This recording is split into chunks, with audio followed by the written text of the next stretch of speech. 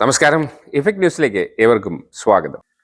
100 ചതുരശ്ര മീറ്ററിൽ, അതായത് 1076 ചതുരശ്ര അടി താഴെ തറ വിസ്തീർണമുള്ള ഗാർഹിക ആവശ്യത്തിനുള്ള കെട്ടിടങ്ങളിൽ വൈദ്യുതി കണക്ഷൻ ലഭിക്കാൻ ഉടമസ്ഥ അവകാശ രേഖയോ നിയമപരമായ കൈവശ അവകാശ രേഖയോ ആവശ്യമില്ല. താഴെ പറയുന്ന കാര്യങ്ങൾ രേഖപ്പെടുത്തി വെള്ള കടലാസിൽ എഴുതിയ സാക്ഷ്യപത്രം മാത്രം അപേക്ഷയ്ക്കൊപ്പം സമർപ്പിച്ചാൽ മതിയാകും.